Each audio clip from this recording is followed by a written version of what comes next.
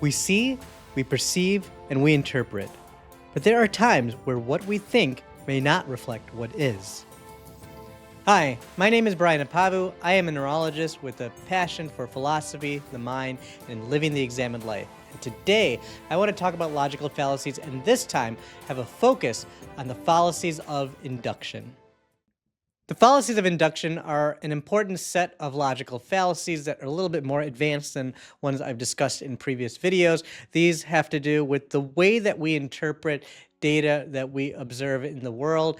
We can come to certain inferences that may not be completely accurate, and we can be deceived, not necessarily by emotion, but by looking, well, maybe sometimes by emotion, but mostly by not really taking into account the data in a proper context. So problems of induction are important. They're a little bit more advanced, but they're really good to get into. The first fallacy to discuss is the case report fallacy, otherwise known as the post hoc fallacy. The case report fallacy occurs when someone assumes that just because one event occurs, that it can cause other subsequent events.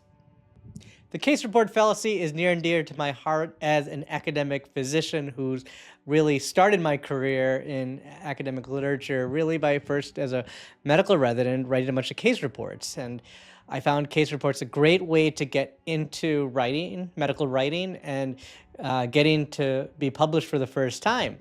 And I've published a number of case reports in addition to larger studies. But when it comes to some of the case reports, I would like to highlight just one of them that was pretty unique.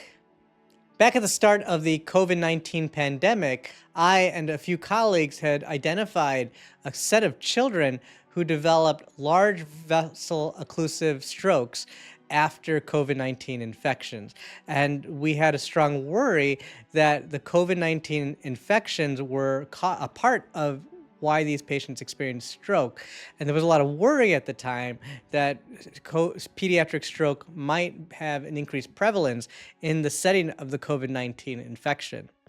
Using the cases we had, we took our data and compiled it together, and we published a case report in the journal Pediatrics, where we described two children who had experienced COVID-19 infections and also had evidence of large vessel arterial strokes that seemed to be related to inflammation to the blood vessels. This case report actually developed quite a bit of press and got a lot of attention in social media, and also got me a few opportunities to discuss the article in a variety of different venues.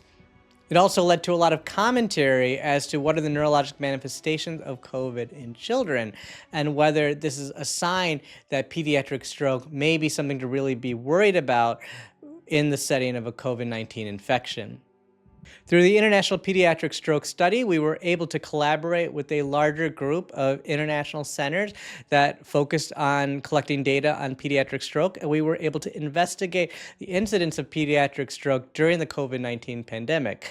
And we identified that there was not an increased incidence in pediatric stroke during the COVID-19 pandemic as compared to other times. This helped lay to rest some worry that the COVID-19 infection may cause an increased incidence of pediatric stroke. So this is just an example of my own personal history of developing a case report and publishing a fairly high-impact case report where we had a lot of worry about COVID-19 infections increasing the incidence of pediatric stroke, but it turned out in larger studies not to be the case.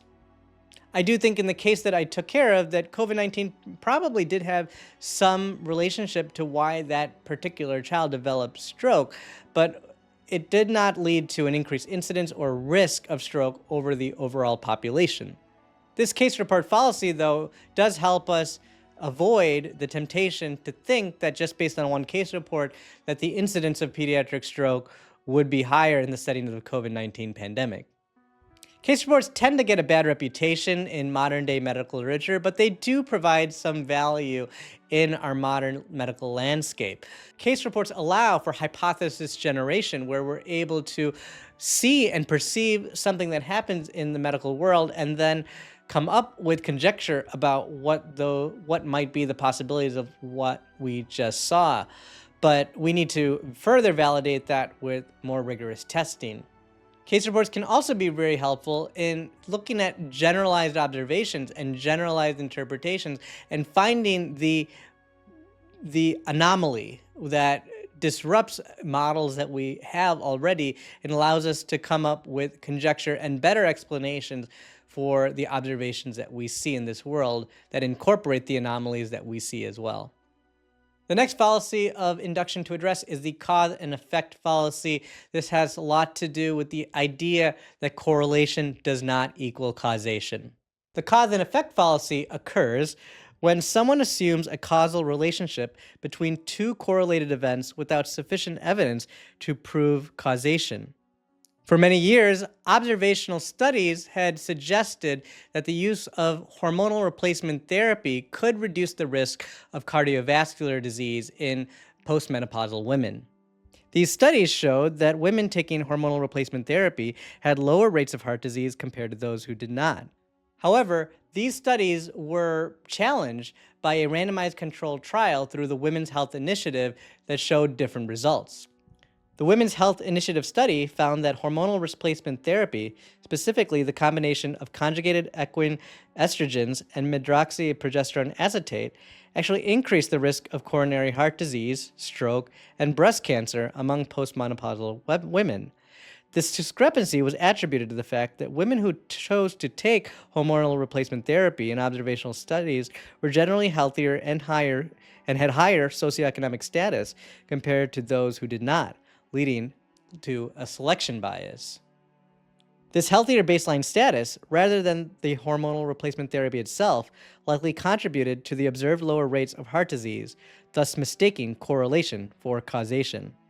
The American College of Cardiology and the American Heart Association now both recommend against the use of hormonal replacement therapy for the primary or secondary prevention of coronary artery disease. These studies show an example of the cause and effect fallacy, as well as the importance and value of randomized controlled testing for medical studies.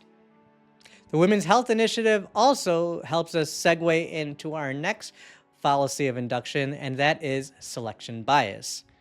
Selection bias, or sampling bias, occurs when a study's sample doesn't represent the whole population, leading to misleading conclusions.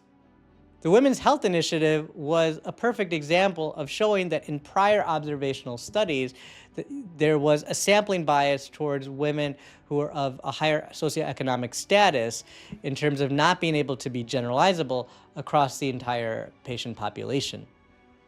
Another medical example of the selection bias or sampling bias, it comes from the world of sepsis treatment. In 2001, the early goal-directed therapy study was published in regards to the treatment of early sepsis in an emergency department. This study was performed at one single large urban medical department at an academic medical center. It showed that early use of the early goal-directed therapy for sepsis treatment was beneficial. The medical center where this study was performed was a large academic medical center that had a lot of resources to it within its emergency department. And as a result, subsequent multi-center studies that tried to replicate these studies' results were unable to do so.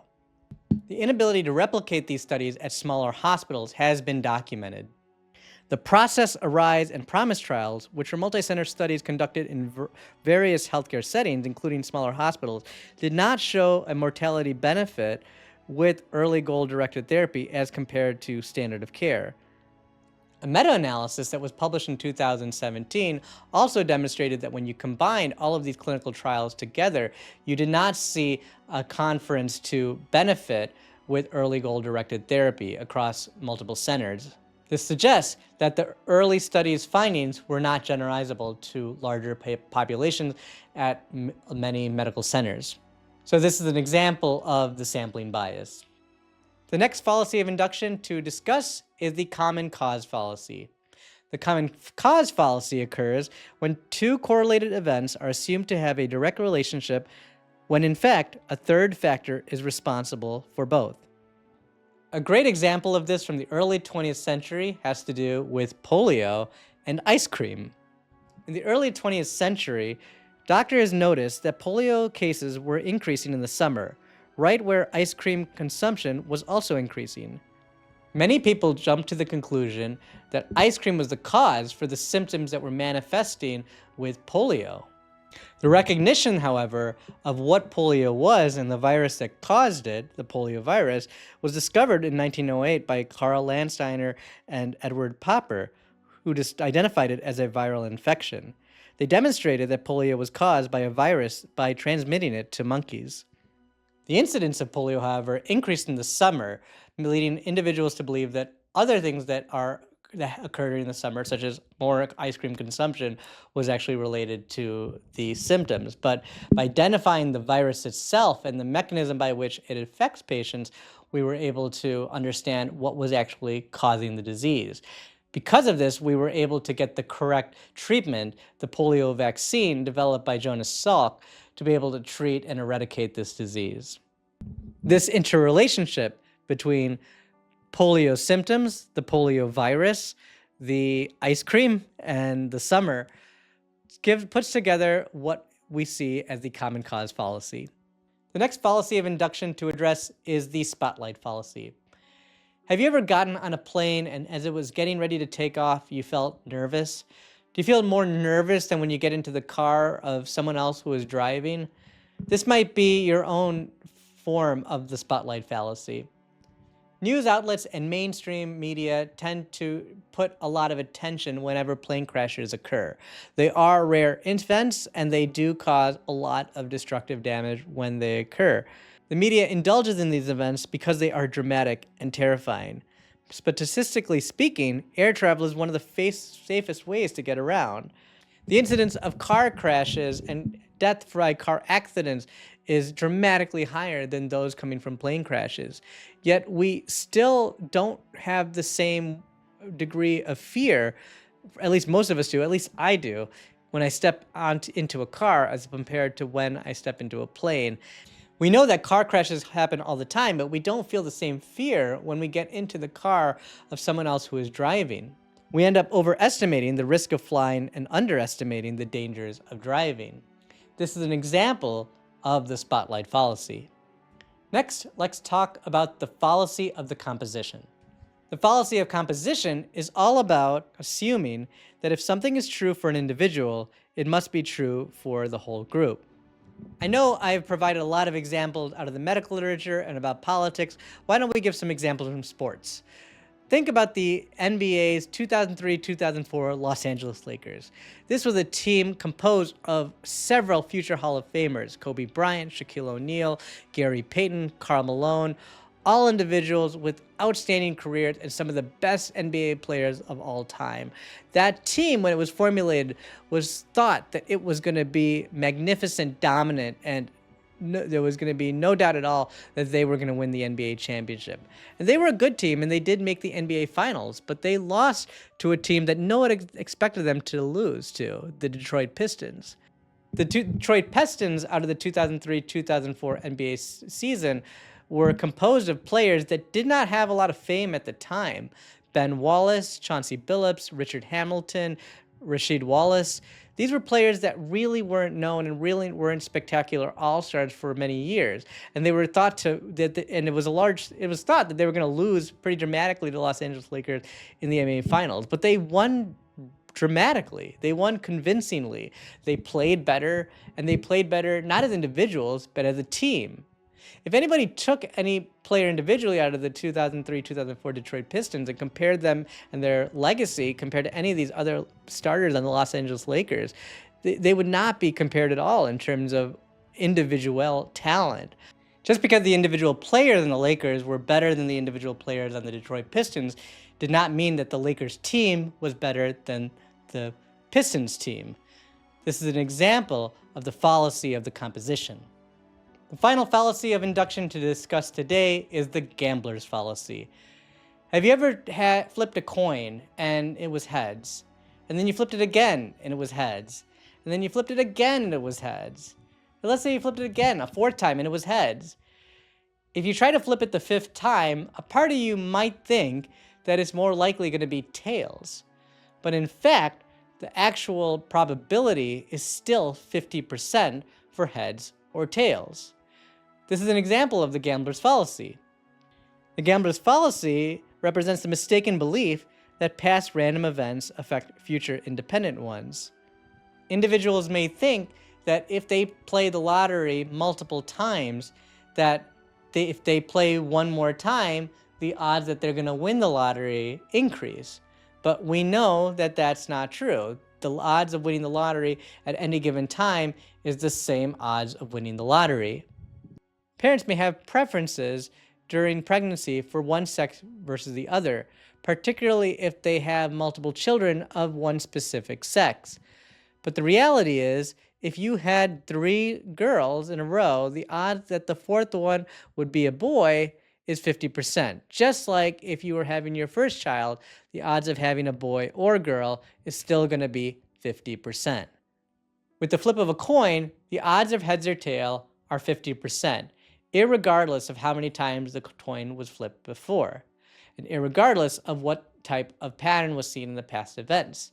Similarly, the odds that the sex of a child will be male or female is going to be the same irregardless of how many females or males were born out of that couple prior to that pregnancy. So I've given you an example of a variety of fallacies of induction. These are important for being able to take observed data.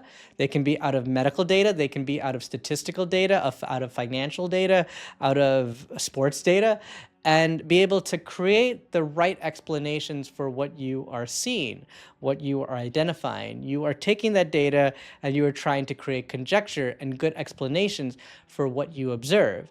You need to take these things into account, and you need to account for the potential fallacies to create good explanations. You need to hold these things to rigor and to continuously challenge them so that your explanations can be better and better.